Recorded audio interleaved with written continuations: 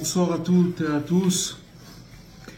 Avec l'aide de Dieu, on va étudier un texte qui est tiré du livre Renouveau du Rav Israël Yitzhak Besançon, que Bezrat Hashem, on lui souhaite Refoua Shlema. Alors, il nous dit, bien entendu, tous ces textes, ils sont tirés directement des textes de Rabbi Nathan, de Rabbi Nachman, et si vous voulez, ils sont mis au langage du jour. Et toute l'art du Rav Besançon, c'est d'amener des paroles et de nous les expliquer et de nous les faire descendre et qui puissent nous toucher avec, si vous voulez, le langage de notre génération. Alors, il nous dit que l'une des plus importantes qualités dans la vie, en fait, c'est de croire en soi-même. D'accord ? On voit que il y a beaucoup de méthodes, de techniques, de NLP, de New Age, de coach, tous ces trucs-là. En fait, c'est des choses dont Rabbi Nachman il a parlé déjà il y a 200 ans et qui était avant-gardiste, et que petit à petit, les paroles, les pensées, les enseignements de Rabbi Nachman, ils sont arrivés dans les endroits les plus éloignés, et ils ont fait leur chemin. Et d'une manière ou d'une autre, on retrouve beaucoup d'idées partout qui se véhiculent. Mais il nous dit que la plus grande qualité dans la vie, donc, c'est de croire en soi-même, croire en son potentiel. Chacun il a un potentiel extraordinaire et il faut y croire. Parce qu'en fait, on pourrait devenir un être merveilleux si seulement si on pouvait, si on était obstiné à développer cet être-là, ça veut dire ce potentiel, parce que on pourrait arriver à être quelqu'un d'extraordinaire. Bien entendu, la condition, c'est de ne pas tenir compte de ce qui nous arrive entre-temps. C'est-à-dire qu'il y a un but, il y a une vision, c'est-à-dire la vision, c'est de développer son être, son potentiel, cet être merveilleux qu'on pourrait devenir. Mais entre cette vision et ce projet, il y a des aléas, il y a des chutes, on trébuche, et on peut finalement s'éloigner beaucoup de ce but. Mais si on ne tient pas compte de ce qui nous arrive entre-temps, en attendant, alors on peut arriver à ce but-là. De qui on apprend ça? Des plantes. On voit que les plantes, elles bravent des grandes intempéries. Avant qu'elles commencent à bourgeonner, une plante, certaines d'entre elles, elles peuvent mettre plus de 100 ans pour arriver à leur apothéose. Il y a vraiment des plantes qui mettent beaucoup de temps à arriver à leur développement, à cette apothéose.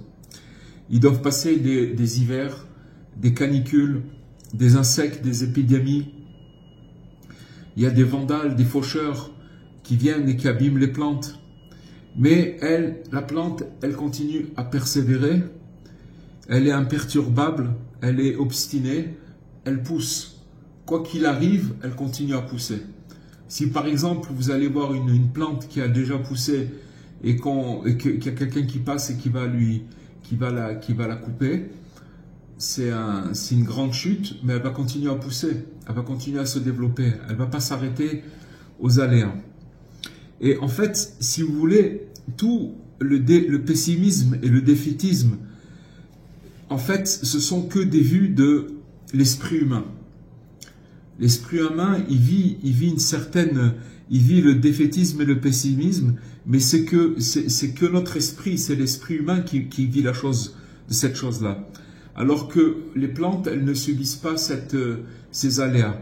Elles font pas attention, elles ont pas cet esprit, si vous voulez, qui va arrêter leur développement. C'est-à-dire s'ils arrivent à une intempérie, à de la grêle ou n'importe quoi, elles vont continuer à pousser malgré ce qui est en train de se passer. Et en fait, tous ces poisons qui sont dans notre esprit, dans l'esprit humain, elles ont été inventées par le mauvais penchant, le penchant au mal, ce qu'on appelle aussi le malin, pour en fait nous détourner de notre persévérance et de notre épanouissement ultime. Chacun, si vous voulez, il affronte des difficultés, mais tout ça, c'est pour nous détourner de notre développement, de notre persévérance et de notre épanouissement.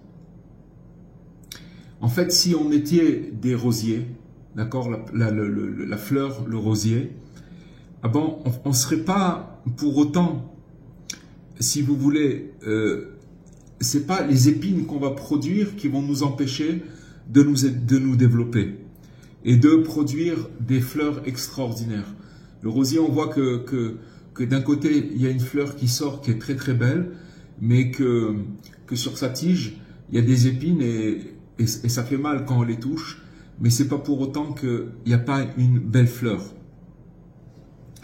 Et donc, pour nous guérir de toutes ces morsures, parce que c'est du poison, c'est les morsures du diable, du malin, du penchant au mal, alors il faut savoir que la Providence, elle nous a révélé un secret. C'est quoi ce secret? Que plus le monde il va sombrer vers le pessimisme, à cause des victoires apparentes du mal sur le bien. D'accord? Pourquoi on tend à être pessimiste? Parce que on évalue, si vous voulez, la victoire du mal sur le bien par rapport à ce qu'on voudrait faire et ce qu'on n'arrive pas à vous faire à cause du mal qui nous empêche. Ou plus... Alors, donc la Providence, elle nous dit que plus il va avoir ce phénomène que on va sombrer dans le pessimisme à cause des victoires apparentes du mal sur le bien, alors plus d'extraordinaires découvertes spirituelles verront le jour. En fait, plus on descend, plus il y a des choses extraordinaires qui se produisent et qui viennent nous rattraper, qui viennent nous donner de la lumière. Ça, c'est quelque chose, ça c'est ce que la Providence nous révèle.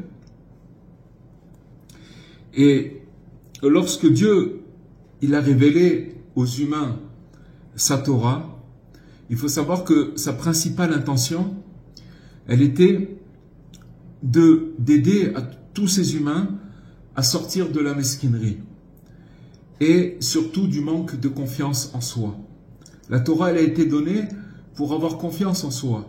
Bien entendu, la confiance en soi, c'est la confiance au bien qui est en nous, à ce potentiel. C'est ça confiance en soi. C'est que chacun il a une parcelle de bien et que cette parcelle de bien elle a le pouvoir de repousser toute l'obscurité.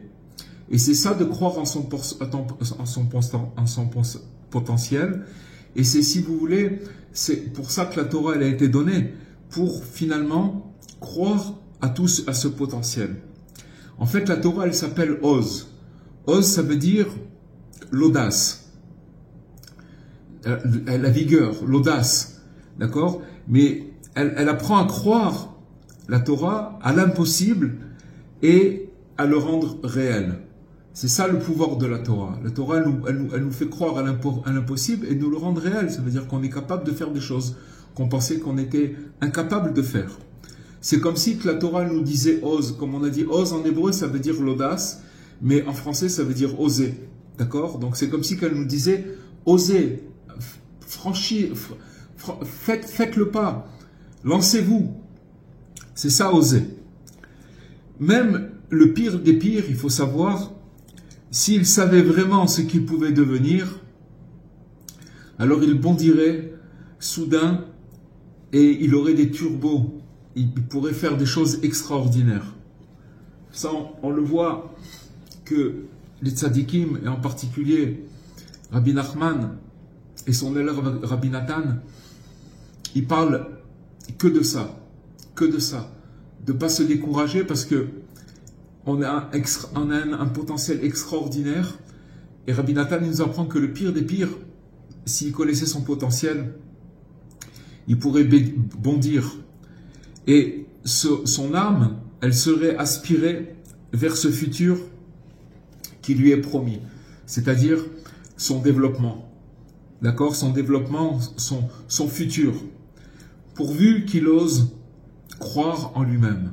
C'est ça toute la guerre de la vie. C'est ça toute la guerre de la vie. Et il faut savoir que les justes, ils sont nos modèles, dans la mesure où ils n'atteignirent leur degré de maître qu'en redoublant de confiance en eux-mêmes. Alors, maintenant, on pourrait se poser une question, on pourrait se demander, qui me prouve que j'ai moi aussi l'étoffe d'un maître? D'accord? On pourrait se poser cette question sur nous-mêmes. D'accord, très très bien, mais maintenant, qui me prouve que j'ai cette étoffe-là d'un maître? Alors Rabbi Nathan, il répond à cette question. Il nous dit que le plus humble des fidèles, d'accord, il a la capacité de sauver le monde entier. C'est-à-dire que n'importe qui, avec si vous voulez, le bien qui est en lui, avec ce potentiel, ce bien-là, le plus humble qui existe, il a ce potentiel de pouvoir sauver le monde entier, toute l'humanité. Et si on arrivait à exploiter nos capacités, alors on arriverait à des résultats fabuleux. Mais seulement il faut savoir qu'on n'utilise que 2% de notre potentiel. On n'exploite que 2% de notre potentiel. Et il faut savoir que ce qui produit chez nous cette étouffante impression de limite, qu'on est limité, qu'on n'y arrive pas, on n'arrive pas à faire des choses, on est limité, on voudrait, mais on n'arrive pas, on a l'impression qu'il y a quelque chose qui nous empêche. C'est en fait notre ignorance totale du potentiel suprême de l'âme. L'âme, elle a un potentiel extraordinaire, c'est un feu l'âme. Seulement, elle est entourée par des écorces, par des forces, etc., qui l'empêchent. Mais l'âme elle-même, elle a ce potentiel-là. Et il faut savoir que l'âme, comme elle est absente des données tangibles, et ce potentiel, il existe, cependant, et il demande seulement à être déclenché. Il demande à être déclenché pour se manifester à nous-mêmes. En fait, des fois, quand on a des élévations, quand on se ressent une lumière, quand on se ressent qu'on est en train de s'élever, c'est tout simplement parce que l'âme, elle nous éclaire. Notre âme, elle nous éclaire. Mais pour déclencher cette chose-là, alors des fois, il faut faire un acte de courage ou avoir une attitude de bravoure.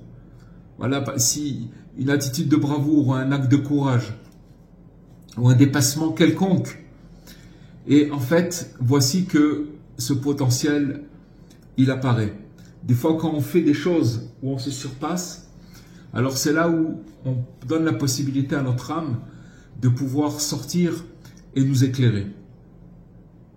Il faut savoir que sur le plan de la faiblesse charnelle, il faut savoir que Rabbi Nathan, Rabbi Nachman, ils disent que c'est la plus rude épreuve dans ce monde et que encore plus dans nos générations, ça a toujours été comme ça, mais encore plus dans nos générations dans la mesure où on a une influence de l'entourage, des films, de l'extérieur, les fantasmes que chacun il a à l'intérieur de lui, et aussi les bouleversements qui sont nerveux dans la personne. Donc ça, c'est une vraie épreuve. Mais en attendant, la victoire, c'est une chose qui est possible. Et c'est pour ça que l'alliance de pureté, elle se nomme Oz. Oz, ça veut dire audace, ça veut dire vigueur. Et finalement, il suffit d'oser, croire en sa propre capacité et surmonter la passion. Ça veut dire que maintenant, chacun il est en prise à des passions et qu'il pense que c'est pas possible de s'en sortir. Et c'est complètement faux. Parce que finalement, l'audace, c'est de faire un acte qui nous permet de sortir et de passer de passer cette quand une personne elle se trouve en face d'une difficulté, de quelque chose qui va l'attirer dans le mauvais sens. En fait, c'est une question de temps. Si elle arrive à laisser le temps passer et à rester sans bouger, la chose elle passe et elle voit que finalement elle a réussi à passer. Qu'au moment où ça arrive, il faut ni perdre la tête en temps de crise et il faut rester calme et distant. Il faut même à la limite trouver une note d'humour et se mettre à chanter et même délirer un instant et réciter ou alors réciter une prière, un verset, un mantra, n'importe quoi, toutes ces choses-là qui nous permettent de passer la crise dans laquelle on est en train de passer. Et jusqu'à que la crise elle passe et nous voyons et on est sorti vainqueur finalement. C'était juste un moment et finalement c'est ça qui donne. Ça a été fait parce que j'ai eu du courage, parce que j'ai eu de l'audace. J'ai osé résister. Maintenant, ça ne veut pas dire qu'on est sorti d'affaire, mais ça veut dire que maintenant, le petit bout que j'ai réussi à passer, même si après, il se passe des situations où je peux retomber, mais ce morceau-là, je l'ai attrapé et ça va me donner confiance en moi. Ça va me donner, parce que finalement, ce qui m'a permis de passer cette crise-là, c'est mon âme, c'est que j'ai osé et que je suis passé outre et que j'ai réussi à passer cette crise-là. Et en fait, parce que nous avons osé, alors c'est là où le potentiel il se dévoile. Parce que quand on ose, alors le potentiel intérieur, notre âme intérieure commence à briller et elle nous envoie, elle nous éclaire. Et en fait, on se retrouve réhabilité. Et il dit Rabbi Nachman, si on tombe, on doit se relever.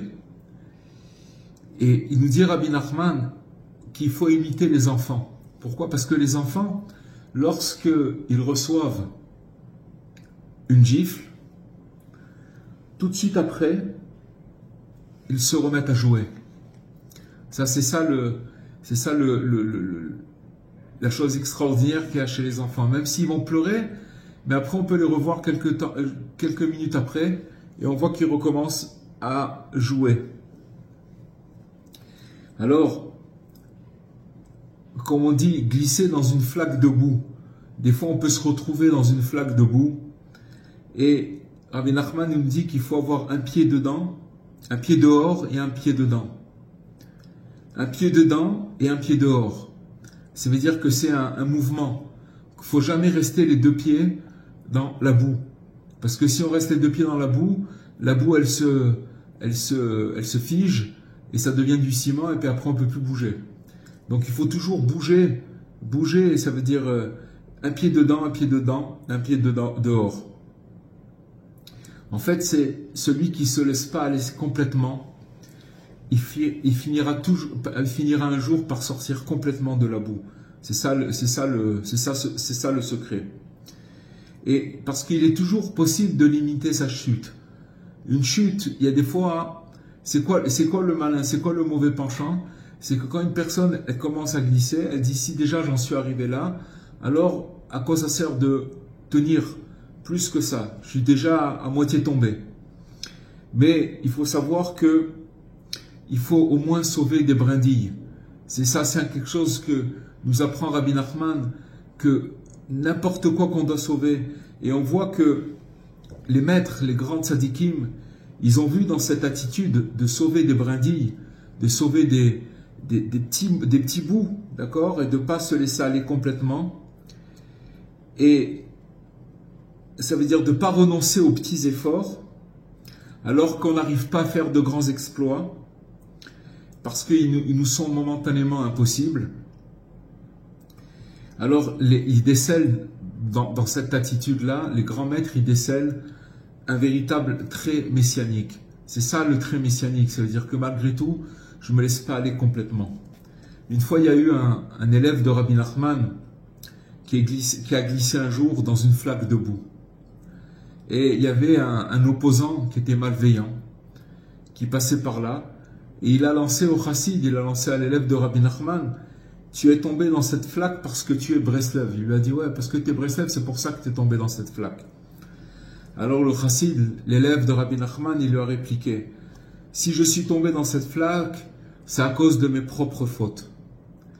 Mais si j'ai une chance de me relever, ce sera bien parce que je suis Breslev.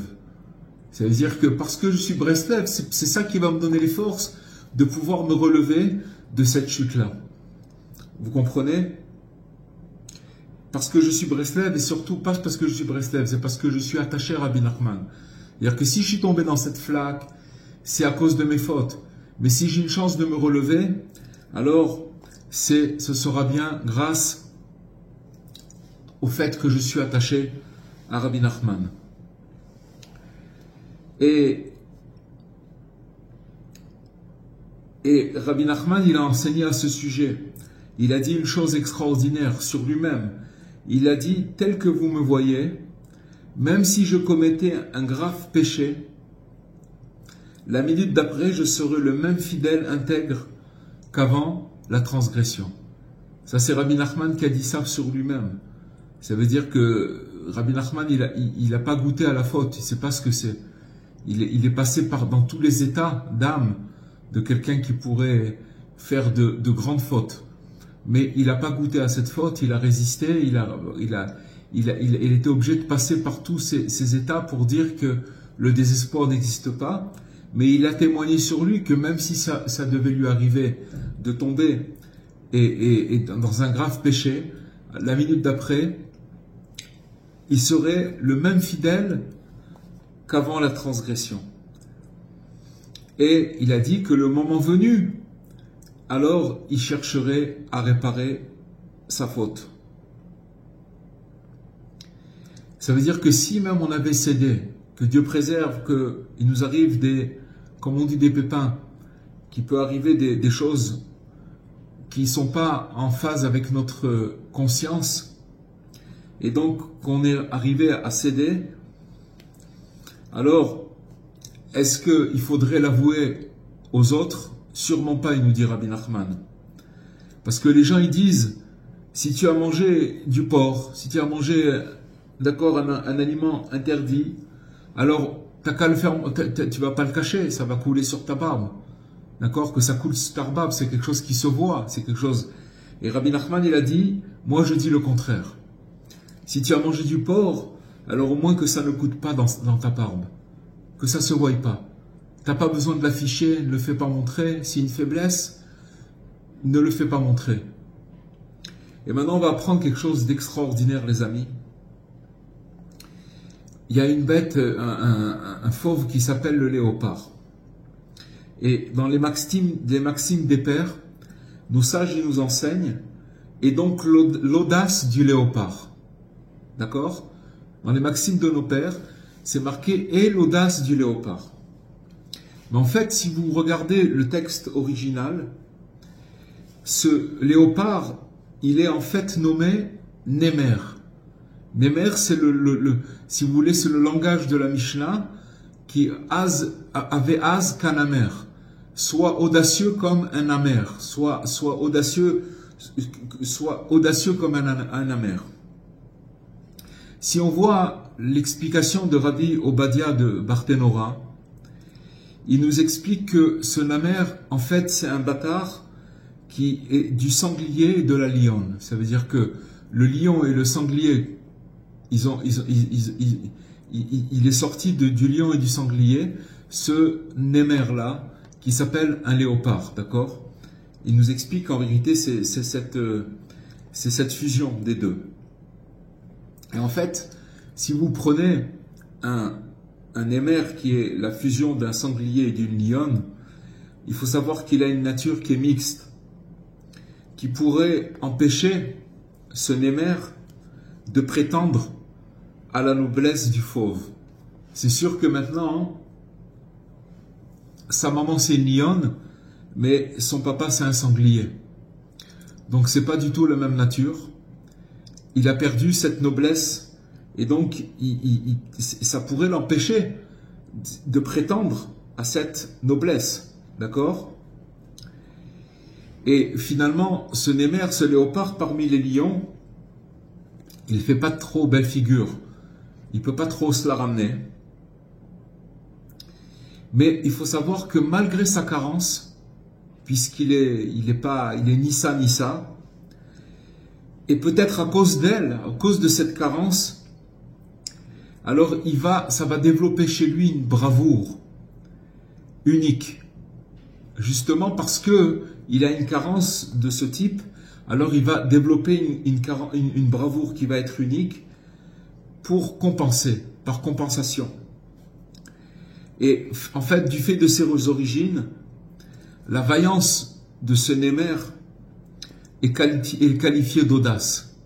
Finalement, il est audacieux, parce qu'en vérité, il n'a pas la noblesse d'un fauve, et donc il va surpasser sa nature, et il va oser. Et en fait, il va oser quitter le rang des faibles et des défavorisés pour adopter des attitudes nobles. Ça veut dire de fauve, de noblesse. Et naturellement, cette audace, elle va appeler certaines critiques. On va le piquer. Pourquoi? Parce qu'on va lui faire montrer son contraste. Dès qu'il va commencer à avoir un peu d'audace, on va lui dire, oh, oh, oh. On va essayer de lui rappeler ses origines. On va essayer de lui rappeler sa contradiction que son état y représente.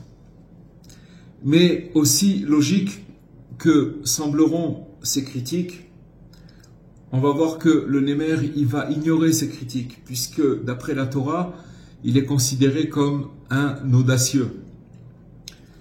Il va redoubler au contraire de cran, et il va se rire de tous les railleurs. Et en fait, c'est cette audace que le Talmud nous enjoint d'imiter. Parce qu'il faut savoir que du fait de nos tendances, et tant que nous ne les avons pas surmontées, chacun de nous, on a aussi une tendance à, si vous voulez, on est mitigé entre la noblesse et la faiblesse. Donc ça veut dire qu'on n'est pas sorti, comme on dit, de l'auberge, et que nous aussi, quand on est, si vous voulez, du fait de nos tendances, et qu'on n'a pas encore surmonté nos tendances, aussi on appartient à la catégorie des mitigés, qu'on n'est pas encore sorti. Et malgré ces manques de faiblesse qu'on va pouvoir avoir, notre âme force de son aspect de noblesse, parce que l'âme, elle reste toujours noble, elle ose sans relâche, elle veut s'en sortir, elle veut transpercer toutes ces carapaces. Et elle ose encore en dépit des milliers d'échecs. Comprenez, c'est quoi le langage de l'âme? Cette âme qu'on a en nous, elle continue, elle continue en dépit des milliers d'échecs. Et finalement, c'est sa grandeur qui va prendre le dessus. Maintenant, il faut savoir que la morale talmudique qui préconise l'audace, c'est déjà quelque chose d'encourageant en soi. Mais quand on sait que le texte qui a été cité, il n'est pas moins qu'une Mishnah, ça veut dire écrit par des Tanaïm. Ceux qui ont écrit la Mishnah, ce sont des Tanaïm. Et les Tanaïm, on sait que ce sont des hommes qui avaient le pouvoir de faire la résurrection de gens qui étaient morts. Donc ça veut dire qu'ils avaient des pouvoirs extraordinaires. Et c'est eux qui ont écrit la Mishnah. Donc quand on sait que c'est une Mishnah qu'on a lue, elle a donc force de loi. Et l'idée d'oser, le fait d'oser, d'avoir d'oser, il faut savoir que ça prend un nouveau relief. Pourquoi? Parce que à partir du moment où ça vient du Talmud, ça vient de la Mishnah, ce conseil il va se transformer en arrêt. Et donc la force légale, autrement dit, c'est le devoir et le droit de vivre sa contradiction. C'est ça, si vous voulez, la chose cachée qu'il y a dans cet enseignement. Ça veut dire que la Torah elle nous enjoint, ok, tu es quelqu'un de contradictoire, tu vis, t'es bipolaire, ça veut dire qu'il y a des fois, tu as des agissements qui sont complètement à l'opposé. La Torah, elle les a prévus. Elle te demande de ne pas te décourager. Elle te demande de oser. D'oser parce que n'oublie pas que tu as l'autre côté de noblesse. En attendant, il faut que tu supportes, mais surtout ne te décourage pas. Et ne sois pas abattu par cette chose-là. Bien au contraire, il faut tirer parti de cette faiblesse-là, puisque c'est elle qui nous aura amené à un surcroît d'audace. Justement parce que on est mitigé et qu'on a un côté faible en nous, cette faiblesse-là, elle nous amène encore plus d'audace, de force et de courage. Voilà ce qu'on aura pu dire pour ce soir. Et je vais mettre Bezrat Hashem, le micro. Voilà.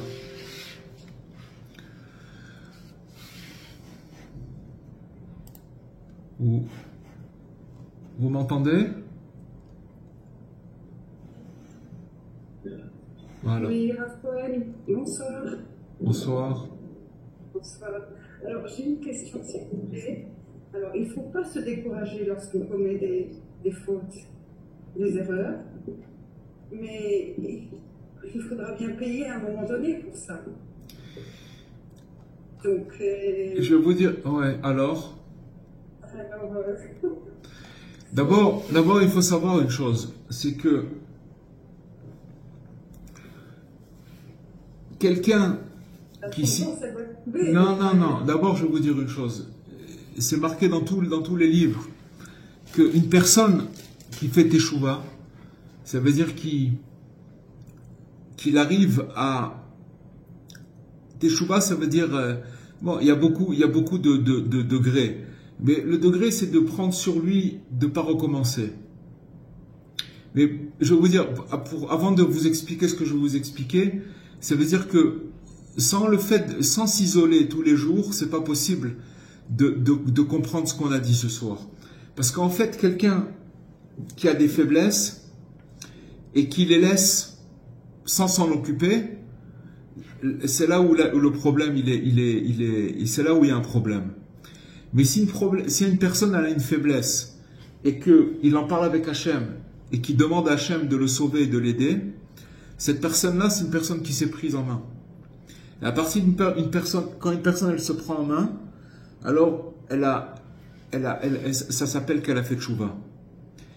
Même si c'est des choses qui se reproduisent, mais toute la chose, c'est d'en parler avec Dieu et de ne pas se décourager et de demander à Hachem de l'aide. Est-ce que vous comprenez? Et c'est complètement un autre chemin. Parce que il faut savoir que tout ce qu'on parle dans la Torah, la sentence, etc., c'est des choses qu'on ne comprend pas. Qu'on prend, si vous voulez, d'un côté extrême, mais il n'y a pas l'autre côté. Et si on le prend d'un côté extrême sans l'autre côté, c'est impossible de vivre. C'est pas possible de vivre. Vous comprenez ce que ça veut dire? Si je vais expliquer différemment. Il faut savoir que les paroles de Rabbi Nachman, elles nous donnent envie de sortir de toutes les faiblesses dans lesquelles on est, mais par un chemin qui est le chemin de l'encouragement. Et si vous avez une personne qui va commencer à vous expliquer « Ouh là là, regarde comment ça truc, c'est très grave, c'est quelque chose de très grave et la punition elle est très grave », la personne elle baisse les bras, elle a envie de... Et c'est pas ça le chemin. Malheureusement, vous entendez beaucoup de gens qui parlent dans différentes cours, je cite personne, mais beaucoup de gens qui font peur. Beaucoup de gens qui font peur. Et c'est pas le chemin, madame. C'est pas du tout le chemin. Le chemin, c'est l'encouragement. C'est de savoir que d'abord, ce qu'on a appris ce soir, c'est qu'il faut savoir que on a une double personnalité et que comme vous allez prendre le léopard, qui est la jonction, qui est la conjugation d'un sanglier et d'une lionne, c'est deux entités complètement différentes, et ça donne un enfant qui est bâtard, d'accord? Il faut savoir que les générations dans lesquelles on vit, on est des âmes qui sont très très faibles, et d'un autre côté, parce qu'elles sont faibles, elles sont très très grandes. Parce qu'elles sont très fragiles, alors elles sont très très très très grandes. Mais ce qui nous apprend Rabbi Nachman, c'est de vivre cette contradiction. Et c'est pas que Rabbi Nachman. Avec ce qu'on a étudié ce soir, c'est que on a mis une preuve du Talmud que la Torah, elle nous dit ose malgré ta contradiction.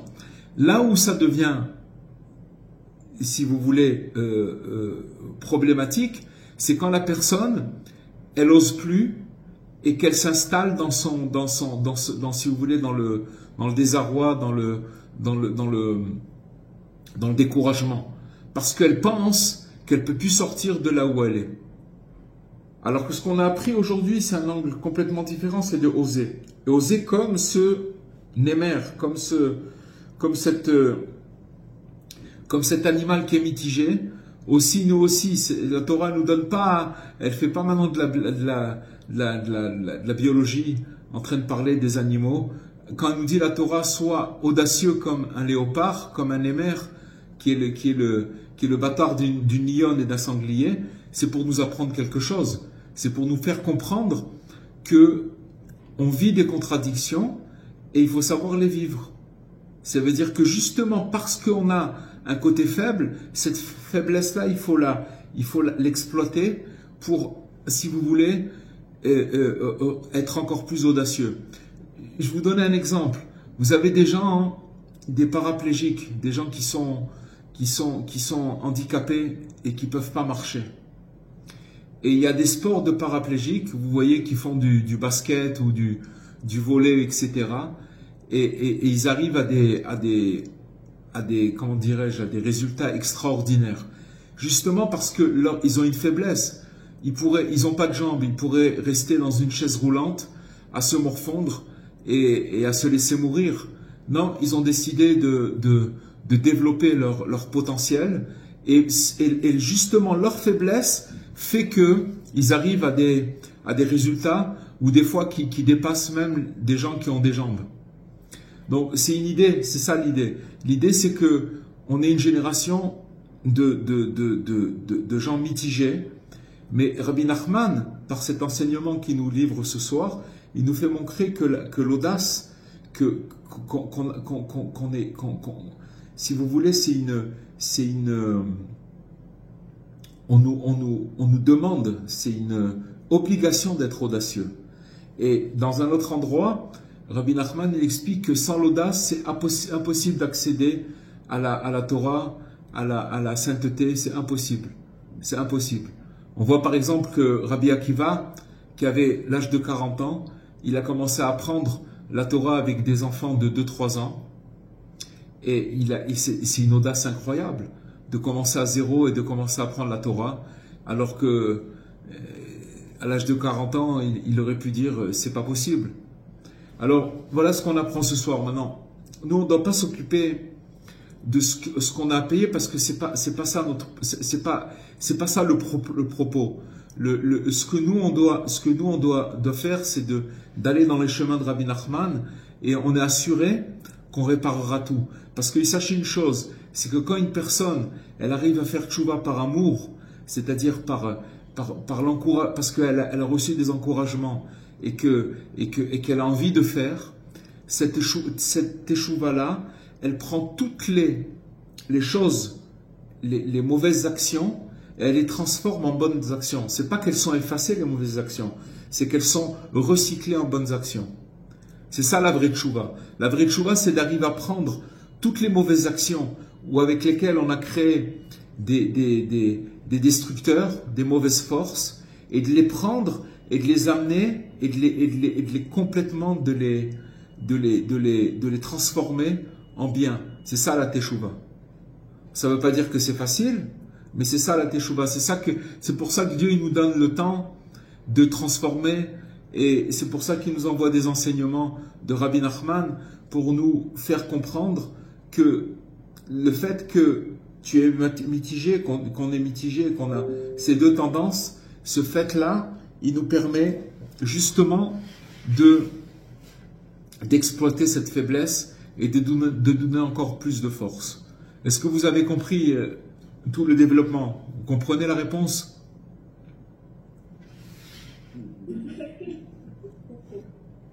Pardon? En espérant que notre teshuva... Non, mais bon, la teshuva c'est une vie, madame. La teshuva c'est ce qu'on a étudié ce soir, c'est ça la teshuva. La teshuva c'est ça qu'on a étudié ce soir. En tout cas, une chose, je vais vous dire une chose. Une personne que quand il a une faiblesse, ou qu'il n'en a pas, mais de toute façon, dans la journée, si on fait notre constat, notre état d'âme, comment on appelle ça, notre bilan de la journée, on fait pas mal on se plante pas mal avec notre bouche, on fait beaucoup. Donc maintenant, une personne qui prend du recul tous les jours et qui prend un rendez-vous avec Dieu tous les jours, c'est ouvert 24 heures sur 24, et qui lui dit, voilà, j'ai tel problème, j'ai dit telle chose aujourd'hui, tac, tac, j'ai parlé comme ça, j'ai truc, j'aurais pas dû, aide-moi pour la prochaine fois. Ça y est, c'est réglé, madame, c'est réglé. C'est ça la tchouva. C'est ça la tchouva. Bon, je l'ai expliqué plusieurs fois, mais vous savez que dans le ciel, il y a 24 palais de justice. D'accord? C'est 24 endroits où on rend le jugement. Maintenant, Rabbi Shimon Bar Yochai, il dit que quand une personne, elle fait son bilan tous les jours, à son niveau, comme il peut, mais qui se prend en main. On ne lui a pas demandé on lui a demandé de commencer, de voir au moins sur les choses dans lesquelles il est conscient. C'est ça, faire son bilan. D'accord? Qu'il est conscient de certaines choses et qu'il en parle avec Dieu. Alors, si vous voulez, celui qui a fait ça, il contourne les 24 palais de justice qu'il y a dans le ciel. Il les contourne. Et où c'est que ça arrive? Ça arrive chez Dieu. Directement. Maintenant, celui qui ne parle pas, celui qui ne fait pas son bilan tous les jours, qu'est-ce qui se passe? Il n'y a pas de problème, mais il va passer par les 24 palais de justice. Et là-bas, on rend le... Il n'y a pas de... Comme je l'ai dit plusieurs fois, quelqu'un il brûle un feu rouge et il y a un policier qui est pas indulgent, il a pour raconter des histoires, il fait son travail, il va prendre une amende. D'accord? C'est la stricte justice. Maintenant, si on veut contourner cette stricte justice, ça veut dire que c'est marqué que quand on fait nous notre jugement en haut, on annule le jugement en bas, pardon, on fait notre jugement en bas, on annule celui d'en haut. Et quand ça arrive chez Dieu directement, on contourne ça, alors Dieu, il cherche toujours des solutions il dit, ah, c'est ok, il a un truc, allez, hop, ce dossier-là, il est classé. Et Rabbi Shimon Bar Yochai, il dit que une personne, à la fin de sa vie, après 120 ans, quand il quitte ce monde, on ouvre chaque jour de sa vie. Chaque jour, il est jugé pour chaque jour. Mais un jour où il s'est pris en main, un jour où il a parlé avec Hachem, c'est un jour qui est réparé. C'est tout. Si on prenait véritablement ce qu'on est en train de dire maintenant au sérieux, ben on courrait tous les jours se mettre dans une pièce ou dans un endroit où on est isolé et on parlera avec Dieu. On parle avec Dieu. Voilà.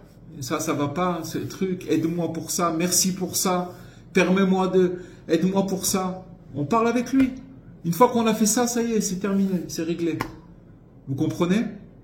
La peur de la sentence, c'est bien parce que les gens, ils vivent avec des fardeaux, ils vivent avec des choses. Comprenez? Quelqu'un qui parle avec Dieu tous les jours pour lui c'est Rosh Hashanah. Il a réglé le problème. Il arrive Rosh Hashanah à la fin de l'année. C'est un jour comme les autres, un peu plus intense, un peu plus grand. Mais il s'est entraîné.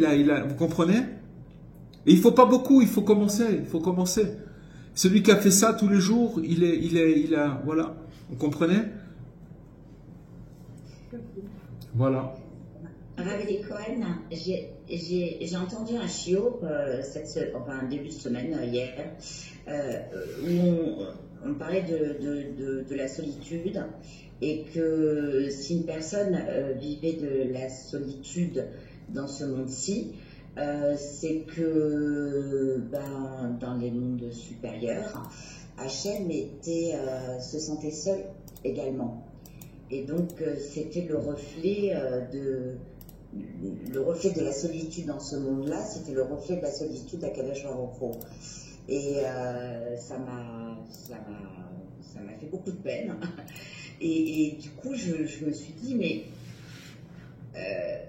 qu'est-ce qui pourrait le rendre joyeux et lui enlever cette solitude? Est-ce que l'idgo des doutes peut suffire à notre humble niveau, quoi? Je vais vous dire, c'est très fort ce que vous dites, mais en fait, la solitude, elle est plus solitude quand on parle avec Hachem, quand on reparle avec Dieu.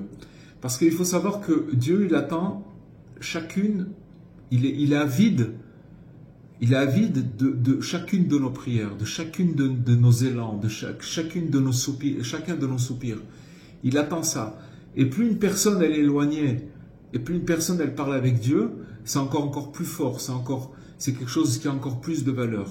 C'est marqué que il y a la prière du pauvre, Tfila Le'ani, d'accord, c'est un des psaumes du roi David, où la prière du pauvre, c'est pas forcément un pauvre qui a pas de sous, c'est un pauvre d'esprit, c'est quelqu'un qui vient, ça peut être nous dans des états d'âme dans lesquels on se trouve, où on vient devant Dieu, on n'a rien à dire, on se sent qu'on n'a pas d'action, on n'a pas de bonne action, on est vide, ça peut arriver, et donc ça s'appelle qu'à ce moment-là, quand on est dans cet état, et qu'on essaye d'ouvrir la bouche, on essaye de rentrer en communication, ou par un chant, ou par un soupir avec Dieu, ça s'appelle la prière du pauvre.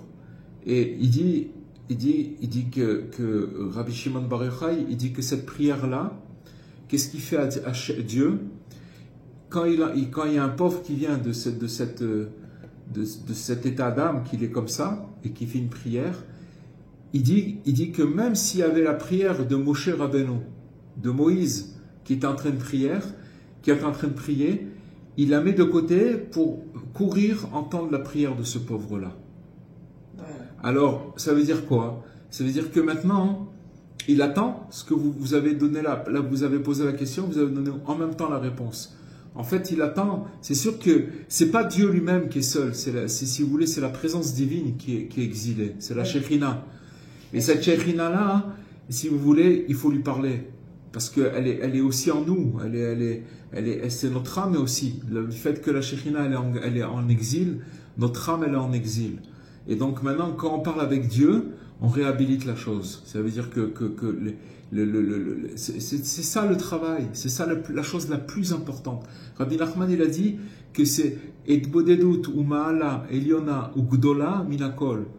La Edbodedut, le fait de s'isoler, c'est la chose qui est, c'est quelque chose c'est quelque chose de grand et qui surpasse tout. Je n'arrive pas à traduire exactement les mots, ça veut dire, mais il donne 3 qualificatifs de grandeur.